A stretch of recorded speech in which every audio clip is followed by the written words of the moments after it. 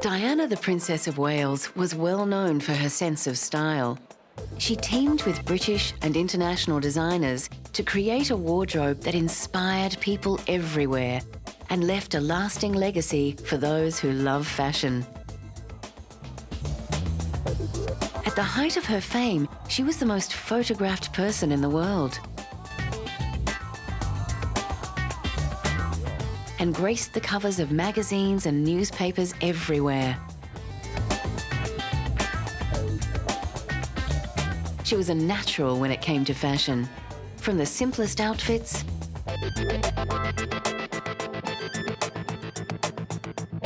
to the most glamorous. Diana played a key role in setting fashion trends for 20 years. At the beginning, when she was this, innocent 19-year-old and she was wearing little ruffle collars, pussy bow blouses, which incidentally are very much back in fashion now, and a lot of tweed and very covered up, she was fit to be a princess.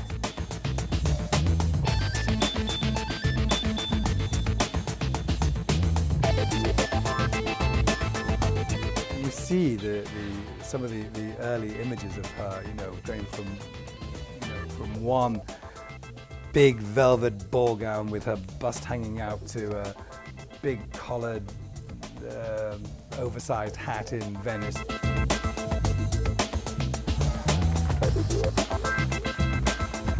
As she started traveling more, she started meeting more international women, and I think her style developed a little bit more internationally. She got away from those sort of Sloane frills and the little hats, and she started dressing on a much more designer level.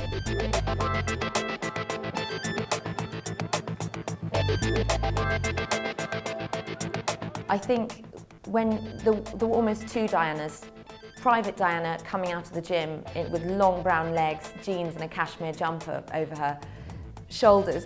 How incredibly gorgeous. I mean, that's yummy mummy, completely beautiful.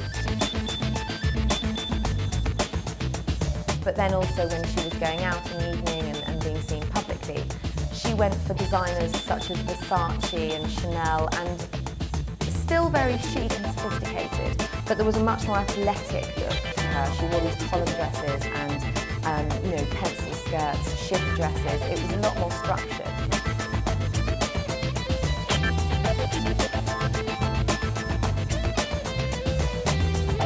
During the last few years of her life, particularly after the divorce, the princess really wanted to show herself off as an independent woman, a secure woman.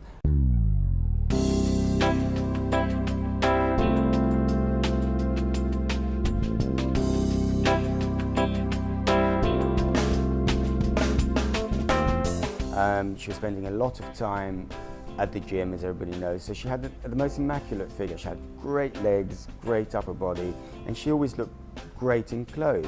So really, you didn't need too much to dress her or to make her look good. It was about colour, and it was about cut, and about simplicity really for her. And she was very body conscious, and she wanted to show her body off.